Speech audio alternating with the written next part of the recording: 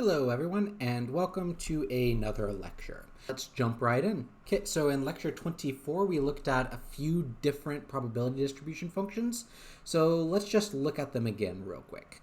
So the PDF for the result of rolling 2d6 is given by this function that maps from the power set of d6 cross d6 to R, where PR maps A to the cardinality of A divided by 36, and here d6 is simply the possible number of pips that we have for each dice roll. Okay, so this is one example of a probability distribution. It satisfies all of the claims that we had on the previous lecture, so just keep that in mind. So let's look at the other example real quick. The PDF for the sum of rolling 2d6, where the PDF maps from the power set of this set to R, where that was given by the values in this chart here. Okay, so you can notice between these two probability distribution functions, this one has kind of a nice closed form. This one does too, right? I just increase till I get to 7, and then I decrease by 1 each time till I get to 12. But the key thing to notice between these two is that they have a different functional form. The equations are different. So noticing this fact allows us to classify PDFs in a bunch of different categories. So for instance, the PDF in the first example is one that's known as a uniform probability distribution. We're going to talk about it quite a bit later in this lecture. And the second example is what's known as a non-uniform probability distribution. So essentially the difference between them is every elementary event here is likely, whereas here they're not equally likely. Or in the second case, we could also call it an empirical PDF, since the way that we derived these probabilities was empirically using some calculations. And there are many named distributions. We're really going to only focus on 3 named distributions for this course, though. Okay, so let's formalize this idea of a uniform PDF. So definition. Given some finite sample space, so the key thing here is finite. This, you need a different definition if it's non-finite. So finite sample space this, if the probability of all of these events are the same for every elementary event in S, then we call PR a uniform probability distribution. So for any given sample space S, there is only one uniform probability distribution. But since there's multiple sample spaces S, there's multiple uniform probability distributions, which is why I used A here instead of the. So let's give a theorem. For any n and n, the uniform PDF on a sample space S with cardinality n is simply always going to be the probability function PR, defined from the power set of S to R, where PR of A is simply the cardinality of A divided by the cardinality of S. Okay, so I'm not actually going to prove this theorem. It's not too bad to prove, but it doesn't add too much. So just to give you a sketch of what you would need to do, 1, you would need to show that the probability of elementary events are all equal. So essentially you'd need to compute the probability of 2 elementary events, show that they're the same thing. Pretty trivial. And then secondly, you need to show that PR is in fact a probability distribution function. And again, that's not hard to do. You just need to prove that axioms 1, 2, and 3 hold. Okay, so now uniform probability distribution functions are kind of the easiest probability distribution function to work with, and they appear all over the place in reality. So let's look at some examples. The following situations have a uniform distribution. So rolling a fair die n times. What are the possible outcomes? Well, that's going to be a uniform distribution since the dice are fair. Flipping a fair coin. So again, this is going to be uniform distribution. It's either heads or tails. The probability of either is 50% if the coin is fair. Next, drawing a card out of a deck of well shuffled cards. So I take a deck of cards, I shuffle it up, pick a card. What's the probability that you pick any given card? Well, it's the same as any other card. Or say flipping in fair coins. What are the possible outcomes? That will be a uniform distribution there. So let's give a bit more of a concrete example where I use a uniform PDF to compute a probability. If we roll 10 fair D3, what's the probability that we roll 2 or more 1s? Well, I know since the die are fair, the probability of each face coming up is the same. Thus, in this case, it's sufficient to compute the total number of ways that we can roll 2 or more 1s and divide that by the number of ways that I can roll 10d3. And this is exactly what the functional form of the uniform PDF says. So explicitly, the probability that we roll 2 or more 1s is simply the number of ways that we can roll 2 or more 1s divided by the number of ways that we can roll 10d3s. If the probability was not uniform, then the chance of, say, a 1 coming up could be greater than the probability that a 2 or a 3 comes up. So this elementary counting type technique would not give me the probability. I would have to weight each possibility. That is something that you can do. It would require using the multinomial distribution, which we're not actually going to cover, but just keep that in mind. Okay, so now this is simply a counting argument, right? I want to count the number of ways that I can roll 2 or more 1s when I roll 10 fair d10. Well, that's not necessarily the nicest thing to compute.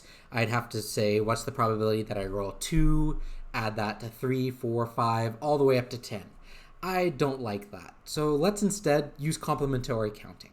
So in this case, I'm instead going to compute the number of ways to roll 1 or fewer 1s. So explicitly, I need to compute the number of ways that I can roll 0 1s, and then the number of ways that I can roll 1 1. Well, how many ways can I roll 0 1s? Well, there's 3 options, 0, 1, or 2, right? And if I don't want to roll any 1s, that means there's only 2 options left, and there's 10 slots that I need to fill up by putting the 2 options, and I'm allowed to do repeating. Well, this is just my multiplication type problem, right? So that would be 2 to the 10 for the number of ways that I can roll 0 1s. And next, I want to compute the number of ways that I can roll 1 1.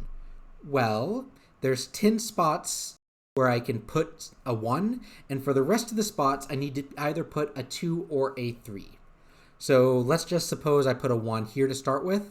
For the rest of these combinations, I would have 2 to the 9 ways of filling them up, but I can put a 1 in any of these slots. Therefore, the actual solution will simply be 10 times 2 to the 9th. Okay, so now that I know what the probability of rolling 1 or fewer 1s is, the probability would thus be the number of ways to roll 10d3 minus this quantity divided by 10d3, which is equal to this, assuming I plugged it in right, which is simply 89.59%. Okay, so when things have a uniform distribution, the fact that it's uniformly distributed lets me simply count the number of ways that a certain event can happen and divide that by the cardinality of the sample space. Okay, let's go to something more interesting. Oftentimes we deal with things that have binary outcomes. It's either, say, 1 or 0 when doing something with computing, or fail or pass when taking a test. And these type of events have a special name. A Bernoulli trial is an event that has 2 outcomes, usually denoted by 0 and 1, or fail and pass. And for these particular types of trials, the probability of event 1, or equivalently p, happening is usually denoted by little p. So let's look at some examples of Bernoulli trials. Flipping a coin. So now, this coin doesn't necessarily have to be fair. It could be a coin such that when I flip it 3/4 of the time, heads comes up.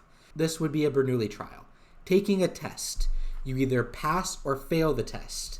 And if the only thing you care about is whether you pass or fail the test, that would be an example of a Bernoulli trial. Rolling a die and getting some predetermined value.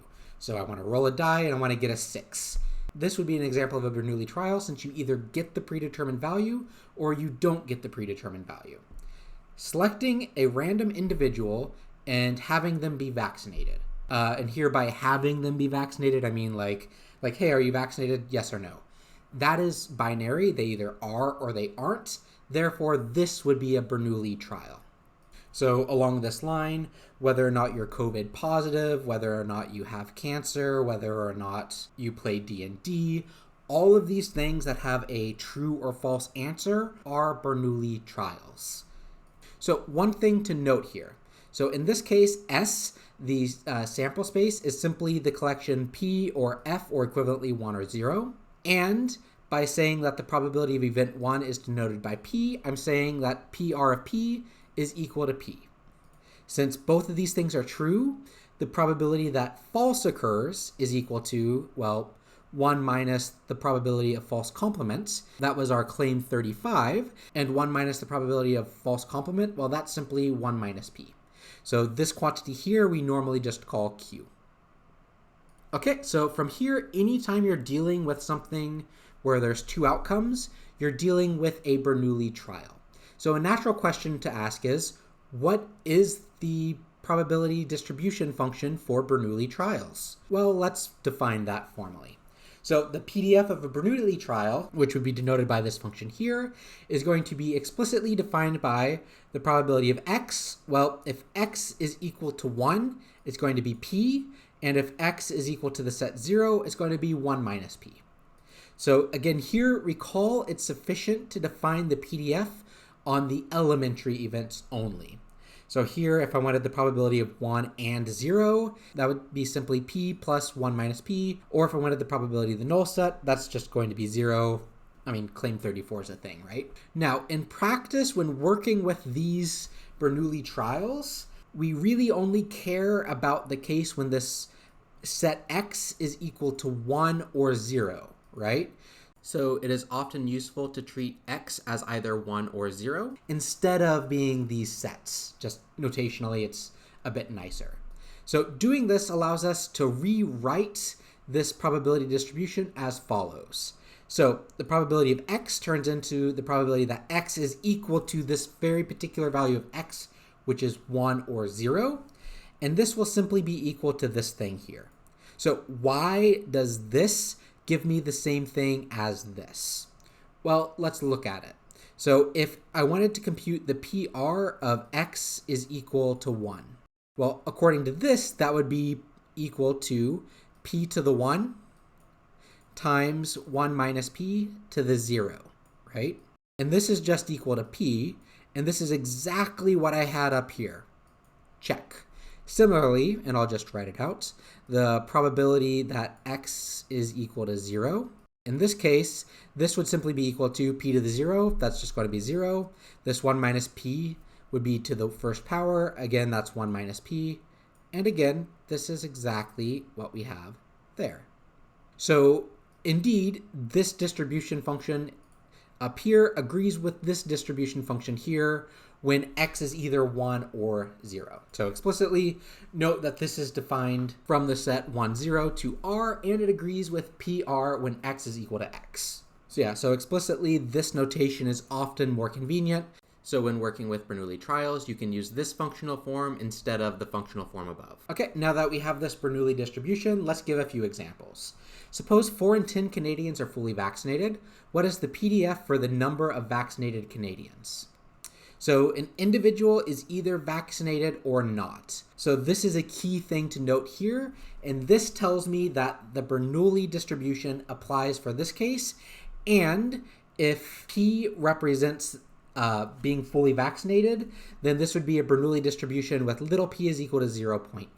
So now we know what Bernoulli distributions look like, right? So the functional form for this distribution would simply be PR of x is equal to this thing here, where 1 corresponds to being vaccinated. Okay, let's look at another example. Suppose we roll 2d6. What is the distribution for the sum of the pips being 7? So here, the sum of the pips is either 7 or it's not 7, right? So since it's either 7 or not 7, that tells me that the PDF must be a Bernoulli distribution since there are only 2 outcomes. So now in order to find the Bernoulli distribution, I need to know what the probability of rolling a 7 is. Well, we previously found that the likelihood that the sum of 2 dice is 7 is 1/6, so explicitly 2d6 here. So from here, I know that p is equal to 1/6. So for the work for that, I think it was lecture 24, but the first slide in this lecture posted the PDF for the result of the sum of rolling 2d6, so you can find it there. So from here, thus the functional form for this distribution would be PR of x is equal to x, where x is equal to 1 corresponds to having a sum of 7 is 1/6 to the x times 5/6 to the 1 minus x. Okay, now we can get into the interesting stuff. A natural question to ask is, given n repeated, independent, and by independent, I'm going to formally define it next lecture, but here informally, independent means one trial doesn't affect any of the other trials. But in repeated independent Bernoulli trials, what is the probability distribution function for the number of successes and failures? So let's look at an example. If 5 Canadians are selected at random and 4 out of 10 Canadians are fully vaccinated, what is the probability that 3 of them are fully vaccinated? So these type of questions appear all over the place in probability and in a bunch of real-world questions. Now, these type of questions appear all over the place in probability and are very important for a lot of real-life problems. Say, for instance, if I'm checking to see whether or not a vaccine that I developed is safe. How would I go about doing that?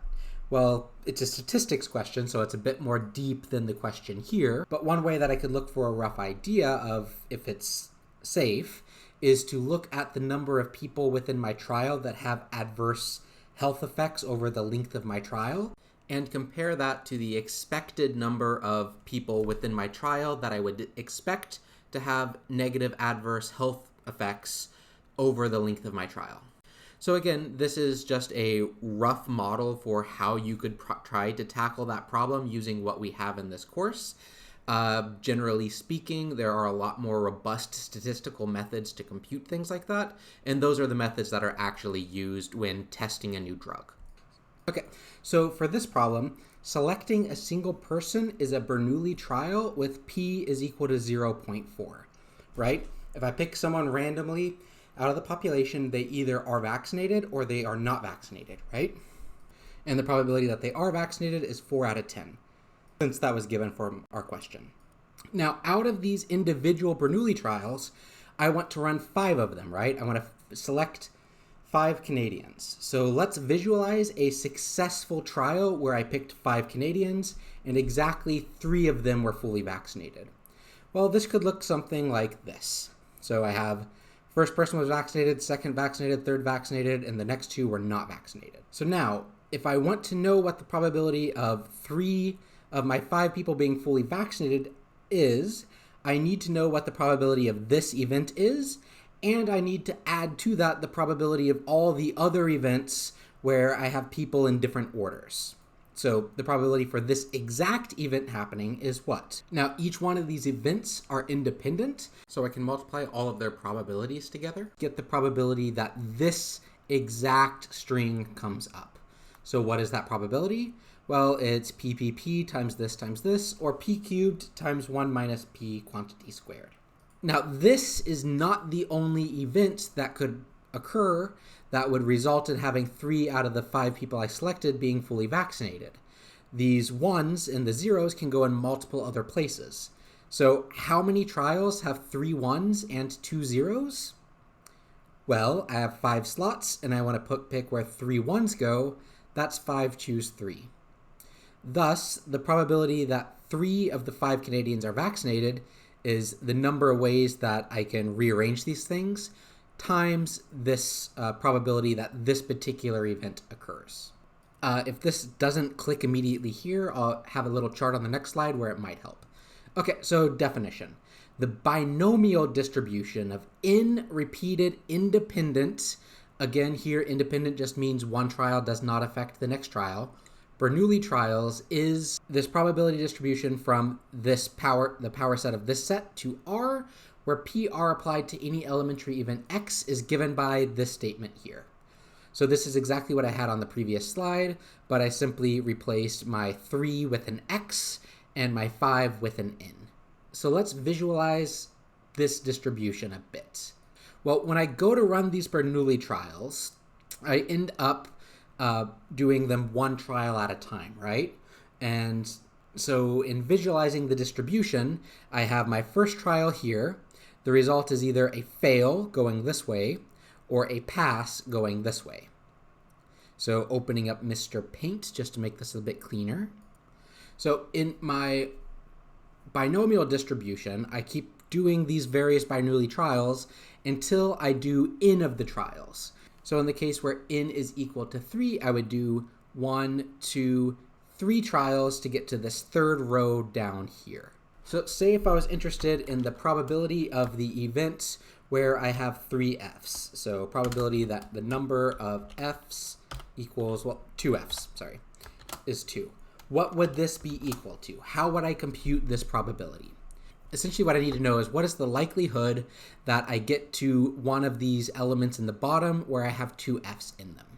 So for this particular problem, I would have this case here, or this case here, resulting in 2 f's.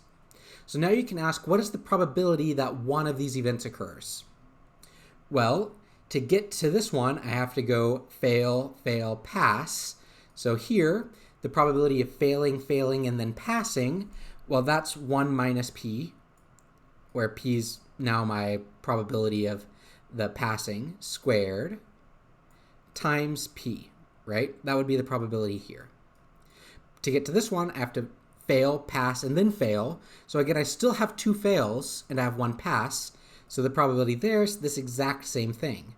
Here, I'd have to pass, fail, fail. Again, same number of passes and same number of fails. So these 3 events are equally likely. So that is where this term here comes from. This gives me the likelihood of getting the event with x values of p sitting there.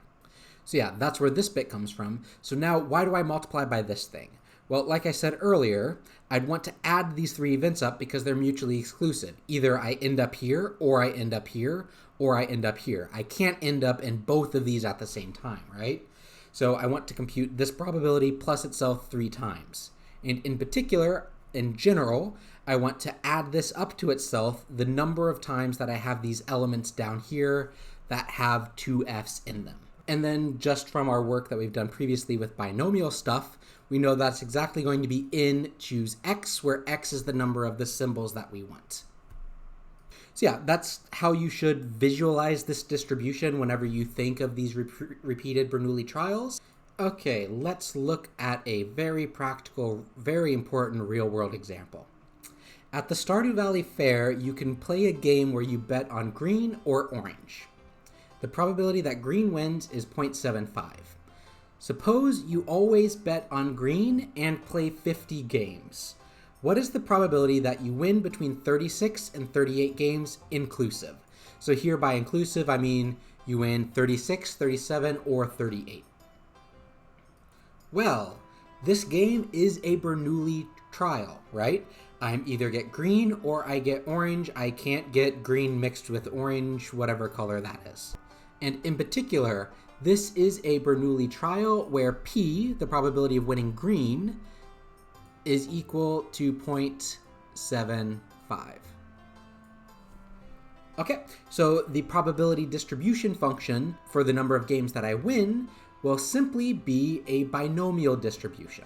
So the PDF is simply going to be this thing here, 50 choose x, p to the x, times 1 minus p to the 50 minus x. So again, here, p is simply going to be equal to 0.75. So now, if I want to compute the probability that I get a 36, a 37, or a 38, well, since getting a 36, a 37, and a 38 are all mutually exclusive, this will simply be the sum of the probabilities of x being 36, x being 37, and x being 38. So explicitly, we want to know what this sum here is. That tells us the probability. So evaluating this sum, just throwing it to a computer, I get a probability of 36.6. Okay, so without the binomial distribution, if I asked you to do this type of a problem, this would be a pain, right? You'd have to basically go through this binary tree thing here to count the number of ways you can get to the bottom, and then each one of those would have this weighting factor in it. There's other ways you can go about doing it. For instance, you could find the potential strings that would lead you to getting these 36 through 38 solutions, which again, these 36 through 38 games being one, which again can be kind of a pain. And then you have to assign to each one of those the probabilities, which again is just going to be the same value here for each one of them. But keeping track of all of that is a fair bit of work. And this is what probability distribution functions allow you to quickly do. Okay, so a couple more things before we're done with this lecture. When working with random variables that are also real numbers, we can plot PDFs, right? Like I have input real number, output real number, that's a plot. So in particular, for example, the plot of the PDF in the previous problem is simply this thing here. So in this case, X is the number of wins that you got out of 50, and this probability that X is equal to X, this is just the probability that you get exactly that many wins. So here, if you chase it out, you can see 35, 36, 37, 38. So what I was doing before is I was adding up these three values here. So yeah. This can be a useful visualization for probability in general, but we're not going to do too much with plotting things here. So for the final new thing for this lecture, let's see the video lecture. Oh, I'm in the video lecture now. I guess I should talk about this Galton board. So I built some code in MATLAB just to simulate these boards so that you can get a better visual idea of what these Bernoulli trials are doing, and to kind of quantify a little bit of the differences between physically running actual trials and what the Bernoulli distribution and binomial distribution give me. Okay, so now that that is loaded up, so this bit of code here essentially runs a Galton board. I'll post it in Learn, so if you want it and have MATLAB, you can play with it. Otherwise, you don't need to. So let's briefly just go through what this code does before I get into the actual probability things itself. So here I pick the number of balls that I'm going to use, so the number of individual trials that I run. Here I pick the number of rows in my Galton board. So this P is the probability that I go to the left. And here, this is just a vector to hold the last row. So in terms of the coding things, this is just going to store where the balls go at the end. This direction vector is just going to hold which direction do I go for each level. So here I go, say I could go to the left, and then here I could go to the right, here I could go to the left. This would symbolize doing a 0, 1, and a 0. Okay, so then for each ball, I go into this little for loop here, and what this code does is it generates random directions, either going left or right, based off my probability. I do a fancy way to compute where I should end up at the bottom based off of the directions. And then finally, I put the thing into the whatever bin it should be at the last row, and then I produce a plot. So the reason why I have the plotting loop inside the for loop here is just so you can see how the trials run. So in this configuration, it's going to run a Bernoulli trial, like a single Bernoulli trial with the 50-50 odds, and it's going to run 100 of them, and it'll show us the results. So this should be a uniform distribution where the probability being in each bin is 50%. Let's see what happens as we go. So here, if I run this code, and I can't push F9 because it kills my recording software, and then pull this over to your screen. So here you can see that as it goes up, it's not exactly 50-50 all the times. That's what randomness does. And you can see that column 1, for some reason, is quite a bit higher than column 2. So let's say we rerun this again and see what it looks like in this case. So if I do that and copy it over so you can actually see it again. Here, again, 1 seems to be the more popular one. Just let it finish. Up, almost caught up. Yeah, so here it's much closer to 50-50. And if I increase this number of balls, there's a theorem that tells me that the probability distribution that I get here will approach the actual Bernoulli distribution in that case. So now let's just see if I change this to a 0.75. So now I have a higher chance to go to the left than going to the right. Let's see what this results in. Oops, sorry, right than left. I flipped my ways. So here I have a higher probability of going to this half, and it should be 3 balls here per 1 ball here. So out of 100, I should have 30 balls here, which it's not exact, but it's kind of close. Okay, so now tying into Galton boards. So this was doing a single Bernoulli trial. If I want to do a binomial distribution, I want to do more trials. So let's look at what this looks like with 3, and let's say everything is equally spaced and see what this looks like. So if I drag you back over, so here we have these 4 values that are competing. So the 0th power, 1st, 2nd, and 3rd. And after it's done, it looks relatively kind of like what I would expect from a binomial type distribution. And in particular, it almost looks like what I had when I was computing those binomial coefficients. So one thing to note here, I actually had a typo in my code. This thing here should have a divide by I, so it's a probability. Okay, so this is all nice and fancy, but if I actually wanted to run these on a large scale, it's not necessarily useful to look at each individual plot, right? So let's go to second version of this code where I just took the plotting routine and I put it out the outside, and here I correctly normalized things. So in this case, I'm going to run 100 balls with 3 rows, probability 5, and boom, it's already done. So this is kind of what this one distribution here looked like, and I can keep running these and generating other distributions that all kind of look similar to this binomial distribution that I had here, obviously different center, but they're not all exact binomial distributions there. So what I could do is I could say increase this, so instead of 10, let's run 1,000,000 of these. So that took 2.29 seconds, but this is more symmetric, and it's kind of what I would expect from something like this. So now say if I wanted to do higher things like 9 rows, then this code starts to go a little bit slower. So see, it's still, that's not too bad there. But yeah, so here I get this nice little distribution, and this is what my Bernoulli distributions look like when I have P is 0.5 and I have 9 rows. So now let's look at what asymmetry looks like. And for the asymmetric case, I get something that looks like this. And in particular, if I ran this with 0.75 and 35 bins, or sorry, 50 bins, this would be exactly the distribution that I had over here. Okay, so all of these things look fine, but here you could still argue that these values haven't necessarily converged enough, so we might want to run more trials just so that we can get a better approximation. Here's where coding can potentially be an issue with things like this. So let's see how long this thing takes to run. I think it's like 15 seconds or something like that.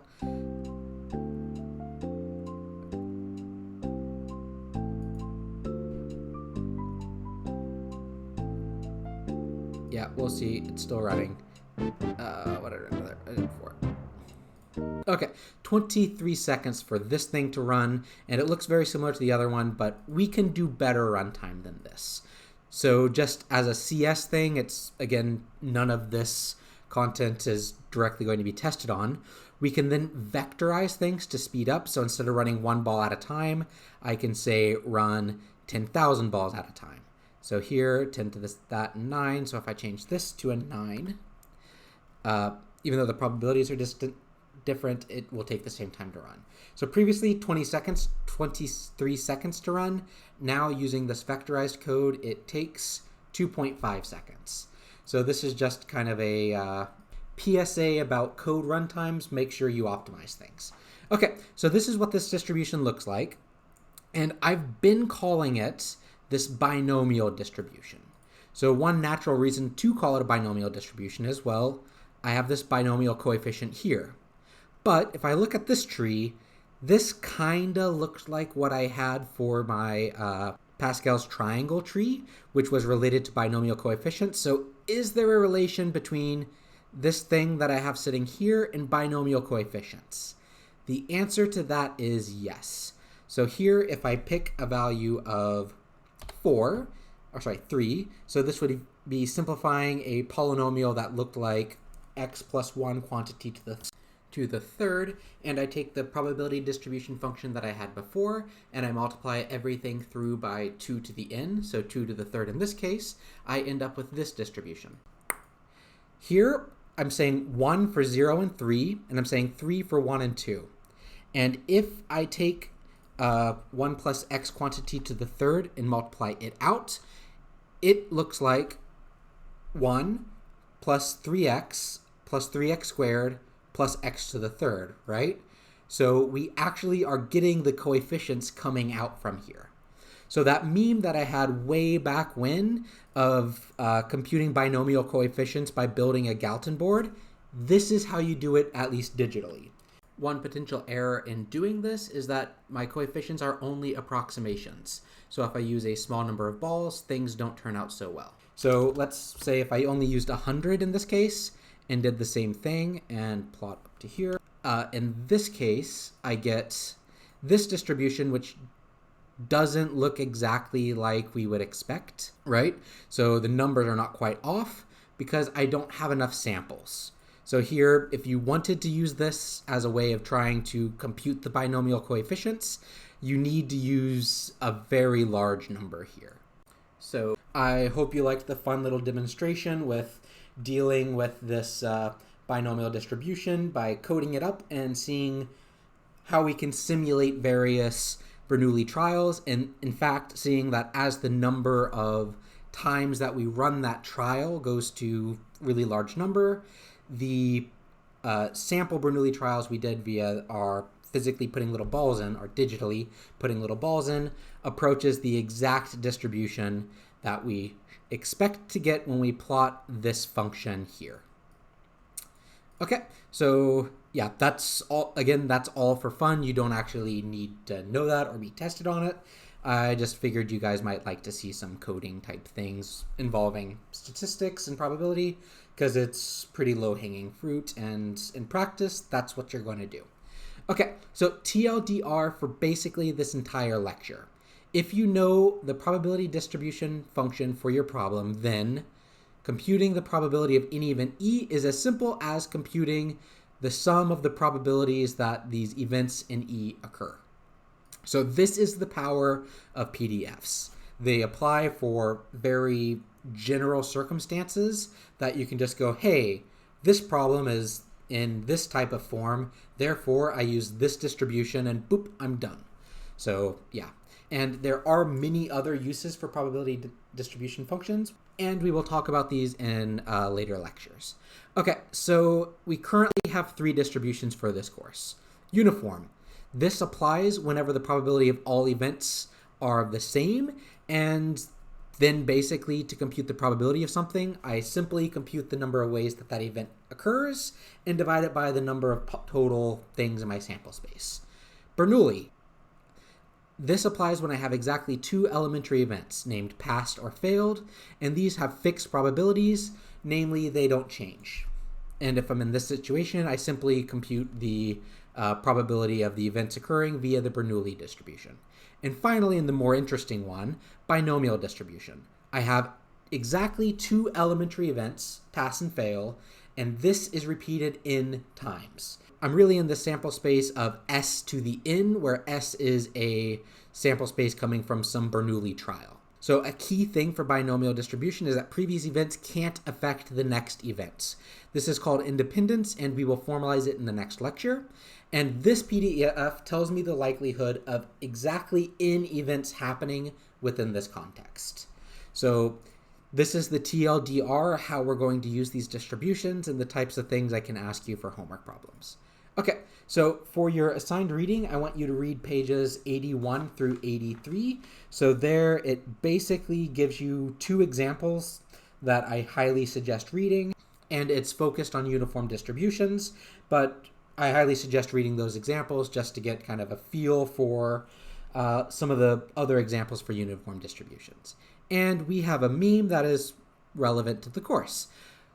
Did you really just use the binomial distribution for a problem with 3 outcomes? It does not apply. You need the multinomial distribution, which we're not going to cover. So multinomial distribution is to multinomial coefficients, what the binomial distribution is to binomial coefficients, and we didn't cover multinomial coefficients, so we're not going to cover how to solve these type problems in this course. Okay, so that's everything for this lecture. I hope you have a wonderful day, and I will talk to you later.